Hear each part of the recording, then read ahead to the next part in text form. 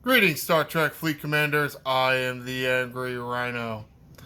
So, Sunday, we do have a Chakotay spend event up. The SMS that goes along with it looks to be pretty good.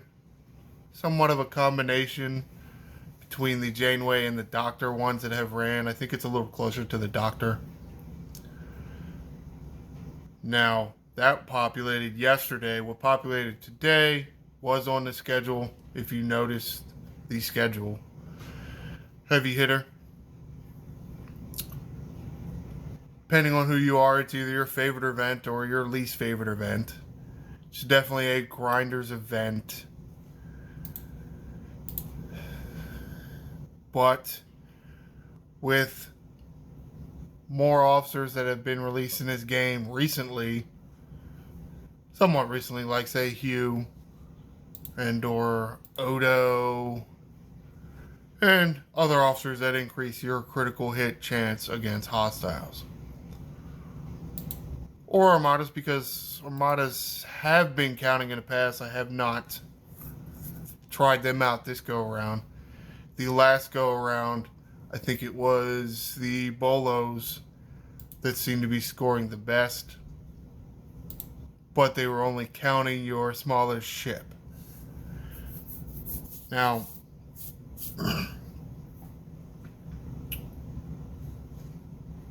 the Bolos were scoring the best as in per hostile. While I'm not demonstrating the scoring of the Bolos, Borg Solo Armadas, because they do cost a currency to do, right? They cost directives. Just like Borg hostiles, they cost token to get in the system. Well, you see I'm here in Deep Dark faction space. Doesn't cost any kind of token or any currency to get in here. I mean, it does. You do need a ship with a warp range to get there. It's a slightly different story. I can come up here and grind as much as I want. Or as much as I have titanium to repair my ship, because it gets pretty high up here. Now let's click in here, go look at the scoring, because they're scrolling all the way over. These two, I swear these two keep swapping places every time I come in here and look. Your critical damage. Now, you don't necessarily need a critical damage enhancer in your crew. If you're going to do a group armada, I assume they are still scoring. Then you might, because you are kind of fighting with your teammates on who does the most damage. But the hostiles, you're doing it all yourself. So, Hugh below deck is really all you need. You can.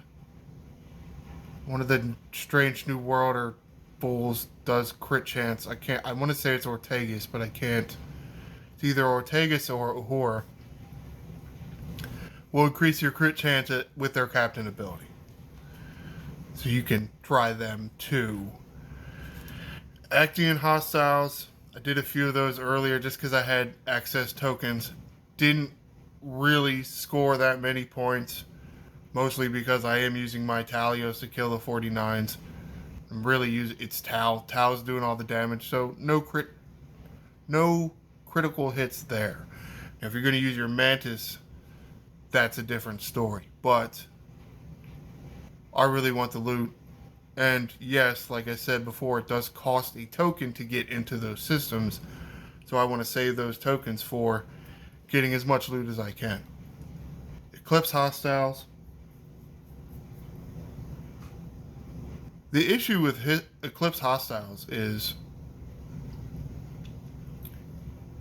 you can't go bigger. We've had level 40 hostiles for 3 years, and that's been it. That's the biggest there is.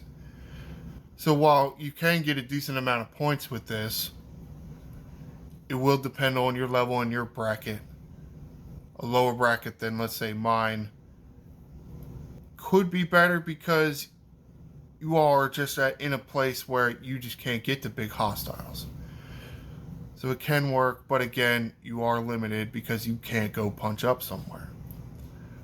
Borg hostiles, I kind of went over that already. Swarm hostiles, a little different because it doesn't require a token space. You can do swarm hostiles. I don't because I kind of move past them. I don't mess with swarms anymore. I have no need to. I have the sweeps.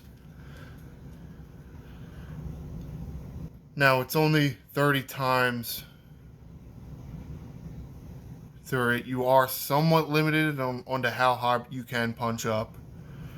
Some of it is, and a lot of it is level locked because you have the fancy warp injector cell thing or whatever the hell they call it for the stupid Franklin, and it has one at every stupid ass level. Partly why I don't mess with it anymore. It kind of started to really annoy me. But FKR, no, it's not a former president. Every time I see FKR, I think Franklin Delano Roosevelt. I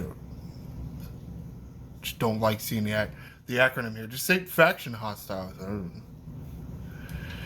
However, 600 point multiplier. That's why I chose to be up here.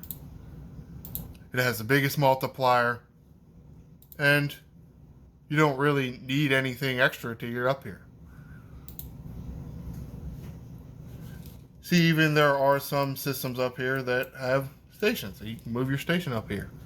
Hypothetically, if you had a high tier Voyager, you could use that to get up here and maybe kill some with a ship that lacks the warp range to get up here. Assuming you could get enough kills to make it worth it. Me, this is definitely worth it. As you can, that's the Alliance leaderboard. Here's the solo leaderboard. I'm at 5.7 trillion points.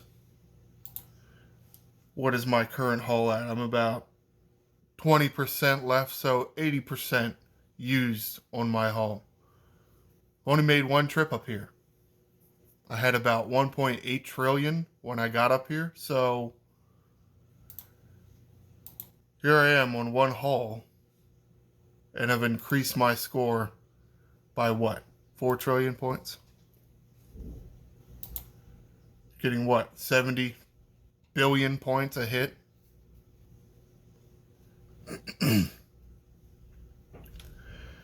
Talk a little bit about the crew I'm using. Yes, I do have Gorkon on here. Don't really need him. I am in the process of experimenting. Do I like full synergy Strange New Worlds, or do I like 2 Strange New Worlds plus Gorkon on the side? Because he below deck, obviously. So, new Pike, new Spock, and we'll have many ship slots at this point. Hugh below deck. And the reason why Gorkon may help you grind hostiles is he's going to get you a bunch of critical hits. And with those critical hits should come Gorkon applying hull breach, and therefore bigger damage. To a certain extent, I'm not sure it's helping that much because these battles are only going on to like 2 rounds. So at least half the hits aren't even critical hits, or maybe a third of them. And therefore, hull breach isn't triggering there. And Hugh does need to be hit first, and then you need to hit with Gorkon. So, not getting too much benefit out of Gorkon. But it is working to a certain extent for me. I probably do want to switch to, full synergy. I don't know. I don't know why I didn't. I guess I think I already had it on the fridge, and I was like, ah, just use it. I don't care. Try some stuff. All right, let's wrap this up. It's heavy hitter. It's not that great of an event. It is nice. It does look to be paying out nice rewards. It did slightly change it up. There is a solo leaderboard plus an alliance leaderboard. I think I might have liked a, let's say, an alliance leaderboard plus a milestone event. Because the problem is, you come in here, you grind your ass off for a 2-day event. Maybe you're up here 40 hours grinding or however long. You have no idea what you're going to get. Because it depends on, that other person out there and how much they're grinding their asses off. So, and I'm dead. So you may get nothing. If you have 50 other people in your bracket grinding their asses off more than you, then you get nothing, but you just wasted 40 hours.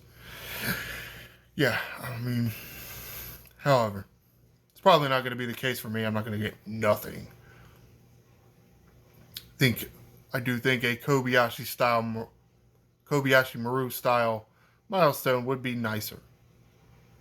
And I know we keep saying this, probably because we had it all them years ago with something to do with the worms.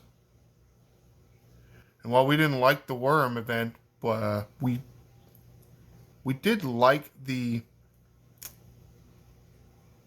how am I trying to say this? We didn't necessarily like the introduction of the worm hostiles and the worm armadas, but we did kind of like that event structure. Kobayashi Maru is what they called it. The idea is because it's an unwinnable event. And the Kobayashi Maru scenario from Starfleet Academy is a no-win scenario. And, it's designed for you to feel fear and all that stuff and helplessness. But still, keep doing your job and such. Alright, time to go. Comment below. What do you really think about Heavy Hitter? Are you excited or do you hate it? What are the strategies that you employ if you participate in this event? Be sure to like and subscribe. I am the Angry Rhino. Shields up, Commanders.